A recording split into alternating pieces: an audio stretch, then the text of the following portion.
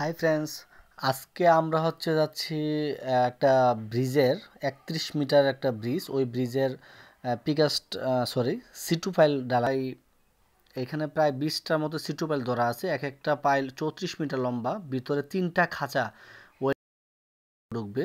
আপনাকে দেখাবো যে কিভাবে ব্রিজের গুরুত্বপূর্ণ সিটু পাইল ব্রিজ করার আগে নিচে কতটা গভীরে আমরা ঢালাই প্লাস রড ঢুকাই, সেটা স্পষ্টভাবে দেখবেন কতটা মজবুতভাবে আমরা এলজিডি এখন ব্রিজের কাজ করে। দেখেন